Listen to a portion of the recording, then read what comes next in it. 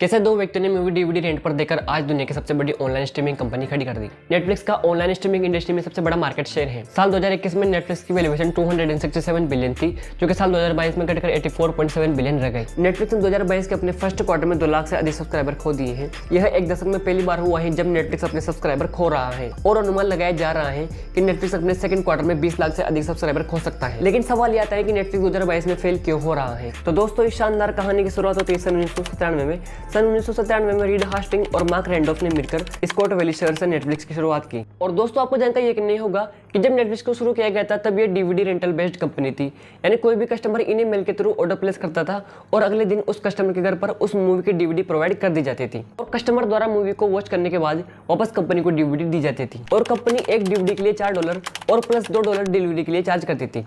और यहाँ से कंपनी धीरे धीरे ग्रो करने लगती है और धीरे धीरे कंपनी की सेल बढ़ने लगती है। लेकिन कुछ समय बाद कंपनी के सीईओ कुछ प्रॉब्लम के कारण कंपनी को बेचना चाहते थे और इसके लिए वह नेटफ्लिक्स के कॉम्पिटिटर ब्लॉकबस्टर के पास जाते हैं और ब्लॉकबस्टर के सीईओ के सामने $50 मिलियन का ऑफर रखते हैं। लेकिन ब्लॉकबस्टर के सीईओ इनकी तरफ स्माइल करते हैं और हंसने लगते हैं और इस डील के लिए मना कर देते हैं। और उसके बाद सन 2002 में नेटफ्लिक्स ने अपना आईपीओ लॉन्च किया और इस आईपीओ के जरिए नेटफ्लिक्स ने $82.5 मिलियन रेस की और इस अमाउंट को नेटफ्लिक्स ने अपने एक्सपेंशन में लगाया और देखते ही देखते सन 2005 में नेटफ्लिक्स के 5 मिलियन सब्सक्राइबर हो गए। और फिर साल 2007 में नेटफ्लिक्स ने अपने डिविडेंड रेंटल बेस्ड मॉडल को subscription based movie streaming platform में बदल लिया। साल 2013 में नेटफ्लिक्स ने अपनी ओरिजिनल सीरीज जैसे Hemlock Grove, house of cards और orange is the black new launch की। और दोस्तों, सब कुछ इतना अच्छा होने के बावजूद 2022 में नेटफ्लिक्स फेल क्यों हुआ। नेटफ्लिक्स ने 2022 में अपने 2 लाख सब्सक्राइबर्स खो दिए। तो इसका क्या कारण है कि नेटफ्लिक्स 2022 में फेल हो रहा है। 2022 में नेटफ्लिक्स का फेल होने का एक कारण इसका हाई कंपटीशन है। नेटफ्लिक्स का कंपटीशन बड़े बड़े ओटीटी प्लेटफॉर्म जैसे HBO max, Apple plus TV, Disney plus Hotstar, Amazon prime से है और इतने कंपटीशन के चलते नेटफ्लिक्स का सर्वाइवल मुश्किल हो रहा है। और नेटफ्लिक्स के फेल होने का दूसरा रीजन है रशिया और यूक्रेन की वॉर।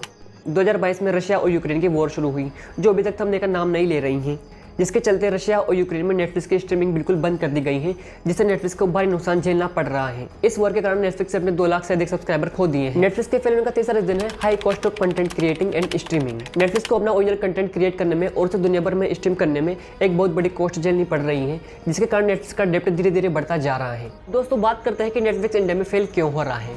नेटफ्लिक्स इंडिया में कैसा परफॉर्म कर रहा है। नेटफ्लिक्स के इंडिया में 5.5 मिलियन सब्सक्राइबर हैं, जबकि नेटफ्लिक्स के कॉम्पिटिटर अमेजन प्राइम के 22 मिलियन सब्सक्राइबर हैं और डिज्नी प्लस हॉटस्टार के 46 मिलियन सब्सक्राइबर हैं। इंडिया में नेटफ्लिक्स के फेल होने के कई कारणों में से एक है इसकी प्राइसिंग।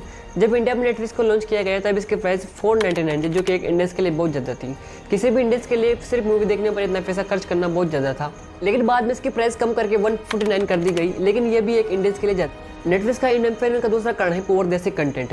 नेटफ्लिक्स के पास इंडियंस के इंटरेस्ट के हिसाब से बेस्ट कंटेंट नहीं है। नेटफ्लिक्स के पास एक इंटरनेशनल बेस्ट क्वालिटी का कंटेंट तो है, लेकिन नेटफ्लिक्स के पास इंडियंस के इंटरेस्ट के हिसाब से कंटेंट नहीं है। नेटफ्लिक्स का इंडिया में फेल होने का तीसरा कारण है कंटेंट प्राइवेसी। नेटफ्लिक्स का इंडिया में फेल होने का कारण नेटफ्लिक्स के कंटेंट की प्राइवेसी भी है। नेटफ्लिक्स की ज्यादातर मूवीज और वेब सीरीज इंटरनेट पर फ्रीली अवेलेबल है, तो कोई भी इंडियंस इन मूवीज और वेब सीरीज के लिए क्यों सब्सक्रिप्शन लेना चाहेगा। और दोस्तों, अब बात करते हैं कि हम इस केस स्टडी से क्या सीख सकते हैं। Lesson number 1, change with the time. शुरुआत में नेटफ्लिक्स एक डिविडेंड रेंटल बेस्ड कंपनी थी और बाद में नेटफ्लिक्स ने सब्सक्रिप्शन बेस्ड मॉडल अपनाया। और lesson number 2, create customers interest content. People Netflix को इसलिए पसंद करते हैं क्योंकि नेटफ्लिक्स के पास एक इंटरेस्टिंग कंटेंट है।